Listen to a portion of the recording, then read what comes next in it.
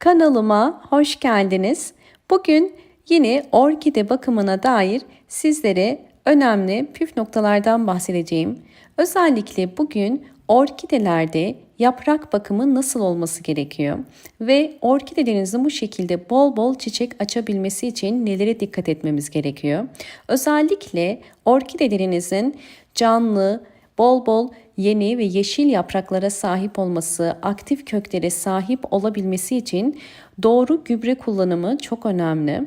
Orkide bakımında mutlaka evde belirli aralıklarla doğal gübreler kullanmak gerekiyor. Doğal gübreler özellikle orkidelerin kök ve yaprak gelişimine destek sağlayarak orkidelerinizin kısa sürede yeni çiçek dalı çıkarmasını destekliyor. Bugün orkidelerde kullanabileceğiniz yeni bir gübre tarifi hazırladım. Hemen sizlere bu gübre tarifini ne ile hazırladığımı göstermek istiyorum.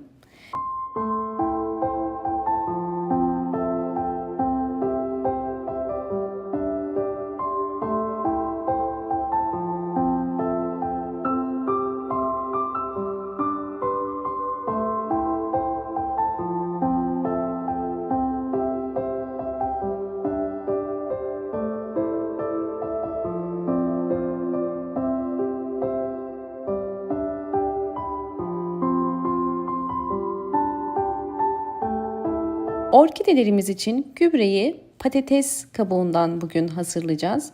Patates özellikle orkide gelişimine fayda sağlıyor. Bunun nedeni ise patatesin özellikle kabuklarında bulundurmuş olduğu bol miktardaki potasyum, kalsiyum, B, C vitaminleri ve aynı zamanda patates kabuğundaki antioksidan özelliği sayesinde de orkide yapraklarının hem canlı olmasına hem sert olmasına hem mantar gibi hastalıklardan korunmasına yardımcı oluyor. Evet, bakın 2 tane patatesin kabuğunu bu şekilde soydum. Hemen patates kabuklarını blender kabımın içerisine koyacağım. Üzerine 400 milim su ekliyorum. Ve blender kapağımı kapatıp şimdi bunları iyice karışıncaya kadar, püre haline gelinceye kadar çekeceğim.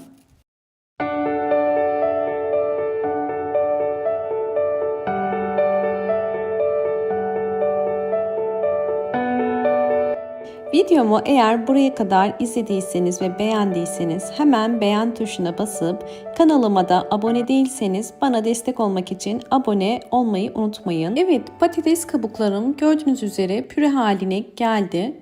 Bakın suyun özellikle rengi kırmızı. Çünkü ben kırmızı patates kullandım. Bu arada başta belirtmeyi unuttum.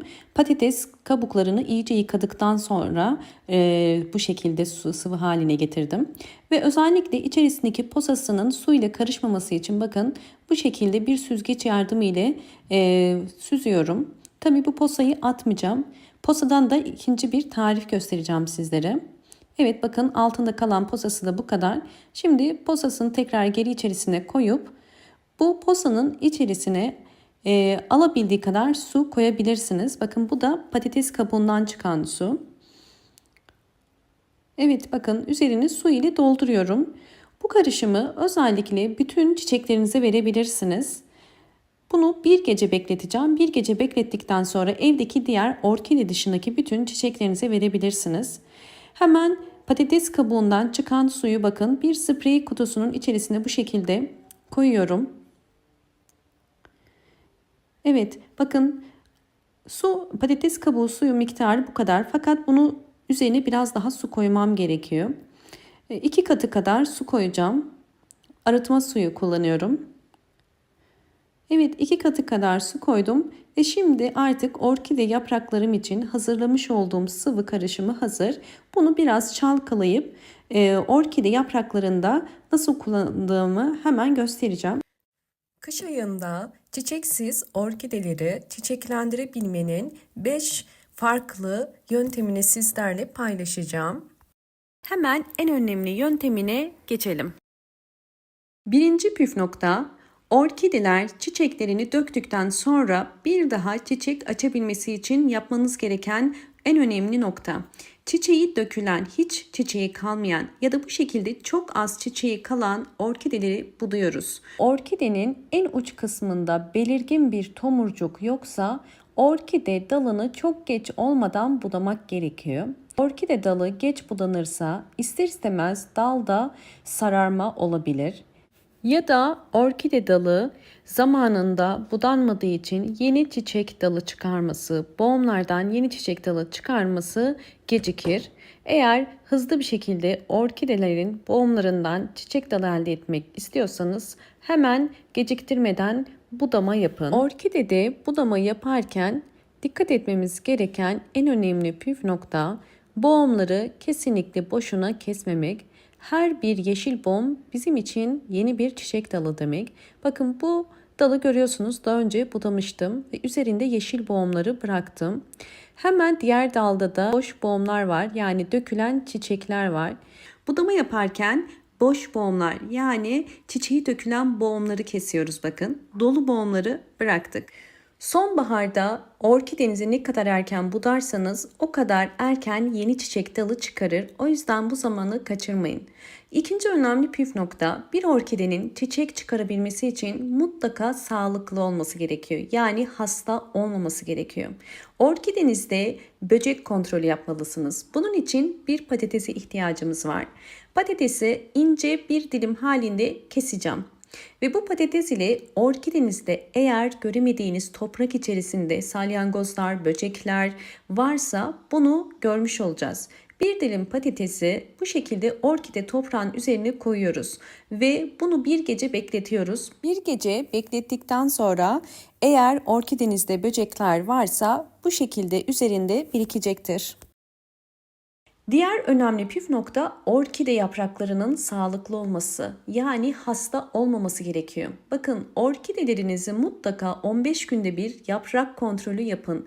Yapraklarda bu şekilde eğer lekelenmeler, noktalar varsa bu bir hastalık olduğunu gösterir. Bunun için hazırlamış olduğum patatesli karışımı hazırlayarak böceklerden kurtulacağız.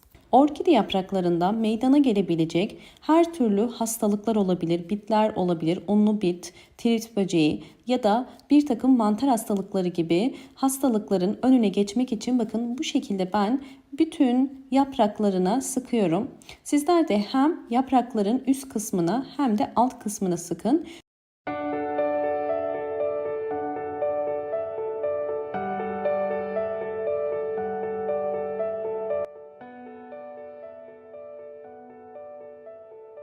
Bakın üzerindeki parlak rengi görüyorsunuz.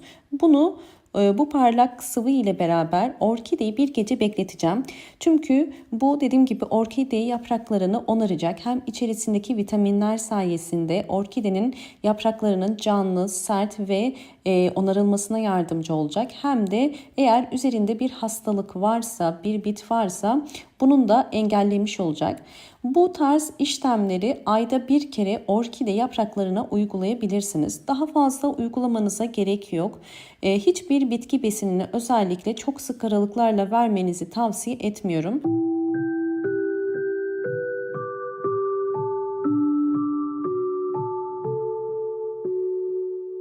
Evet, bakın bir gece beklettikten sonra gördüğünüz üzere orkide yapraklarında beyaz lekeler var. Bunlar tabii ki patates nişastası. Üzerinde bu şekilde bekleyip kuruyunca bu şekilde beyaz lekeler oluşuyor. Şimdi ikinci aşamaya geçiyoruz. Artık yeteri kadar üzerinde durdu. Üzerindeki son kalıntıları da bir ıslak mendili, bakın bir suyun içerisine batırarak bu şekilde artık orkide yapraklarıma son bakımı da yapıyorum.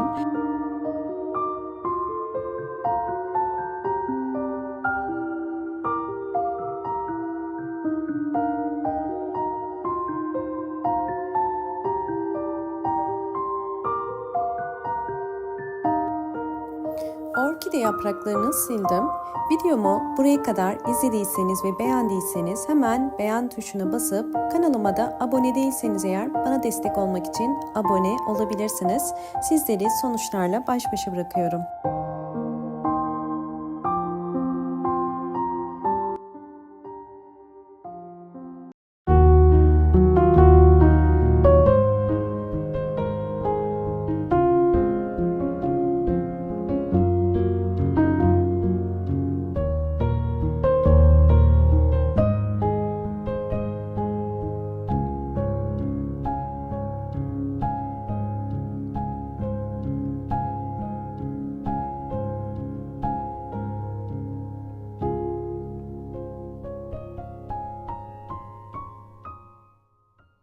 Diğer önemli bir püf nokta bu aşamadan sonra sulama.